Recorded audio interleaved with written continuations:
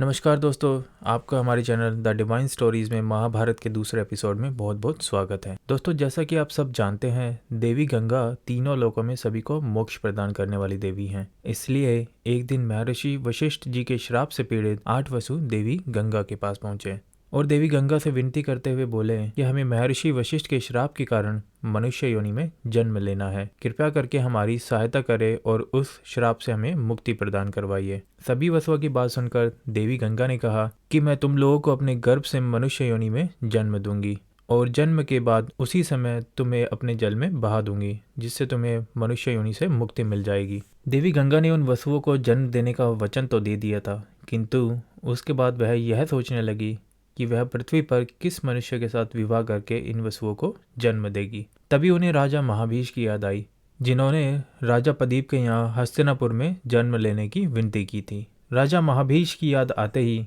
देवी गंगा राजा प्रदीप के पास उनसे मिलने पहुंची। हस्तिनापुर के राजा प्रदीप उस समय गंगा द्वार नामक स्थान पर संतान प्राप्ति के लिए तपस्या कर रहे थे। देवी गंगा ने राजा प्रदीप से जाकर सारी बात बताई और यह निश्चित किया कि वह उनके पुत्र की पत्नी बनेगी। राजा प्रदीप भी बहुत ही बूढ़े हो चुके थे और उनको अपना वंश समाप्त होता दिख रहा था। इसलिए जब इस देवयोग के कारण राजा महाभीष ने राजा प्रदीप के यहाँ पुत्र रूप में जन्म लिया तो उस पुत्र का नाम शांतनु रखा गया। दोस्तों, शांतनु जब युवा हुए तो राजा प्रदीप ने उनको अपने पास बुलाया कि तुम्हारे पास एक स्त्री पुत्र प्राप्ति की अभिलाषा लेकर आएगी, तुम उसकी कोई जांच पड़ताल मत करना और उससे विवाह कर लेना। तुम्हारी पत्नी बनने के बाद वह जो भी अनर्थ करे, अगर हो सके तो तुम उससे कुछ मत पूछना, वह चाहे जो करे बस तुम देखते रहना। उसके बाद राजा प्रदीप ने शांतनु को हस्तिनापुर का राजा बना दिया और खुद मोक्ष प्राप्ति के लिए तपस्या करने वन में चले गए। कुछ समय बाद राजा शांतनु एक बार शिकार खेलते हुए गंगा नदी के तट पर पहुंचे। वहां उन्हें एक बहुत ही सुंदर स्त्री दिखाई दी। उसको देखकर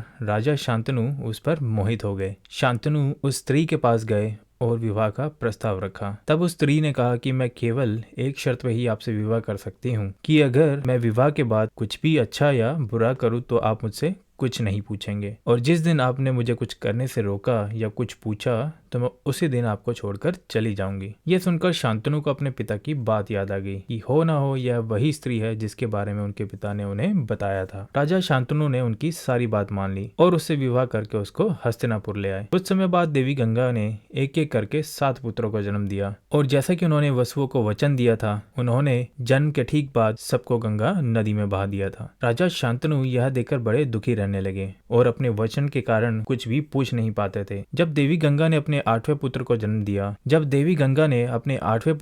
दिया और उसको भी वह गंगा नदी के तट पर बहाने के लिए पहुंची, तभी राजा शांतनु वहां पहुंचे और उनसे रहा नहीं गया। उन्होंने क्रोध में आकर देवी गंगा से पूछा कि तुम अपने पुत्रों के साथ ऐसा क्यों कर रही हो? क्या तुम्हें अपने पुत्रों पर थोड़ी सी भी दया नहीं आती? तब देवी गंगा ने यह बताया कि वह गंगा है और उसके सभी पुत्र वो वसु थे जो महर्षि वशिष्ठ के श्राप से पीड़ित थे और उन्हें मनुष्य योनि में जन्म लेना पड़ा था। शांतनु के पूछने पर देवी गंगा ने बताया कि एक बार 8 वसु अपनी पत्नियों के साथ घूमते हुए महर्षि वशिष्ठ के आश्रम में पहुंचे। वहां धो नाम की वसु की पत्नी ने कामधेनु गाय की पुत्री नंदिनी गाय को देखा और कहा कि ये गाय मुझे बड़ी पसंद है और मुझे ये गाय चाहिए। पत्नी की इच्छा पूरी करने के लिए धो ने अपने भाइयों के साथ मिलकर नंदिनी गाय का अपहरण कर लिया था। जब महर्षि वशिष्ठ जी ने अपनी दिव्य दृष्टि से ये सब देखा तो उन्होंने 8 वसुओं को ये श्राप दे दिया था कि तुम्हारा जन्म अब मनुष्य योनि में होगा। महर्षि वशिष्ठ जी के श्राप को सुनकर सभी 8 वसु उनके पास पहुंचे और उनसे क्षमा याचना करने लगे। तब महर्षि वशिष्ठ जी ने अपना श्राप कम करते हुए कहा कि 7 वसु तो जन्म लेने के बाद ही जल्द ही मनुष्य योनि से छुटकारा पा जाएंगे, लेकिन धो नामक वसु जिसकी उनको गाय का अपहरण करने में बड़ा हाथ था, वह बहुत दिनों तक मृत्यु लोक में रहेगा। देवी गंगा कहती है कि यह 8वां पुत्र वही धो नामक वसु है जो काफी समय तक मृत्यु लोक में रहेगा। ये सब बताने के बाद गंगा ने राजा शांतनु से कहा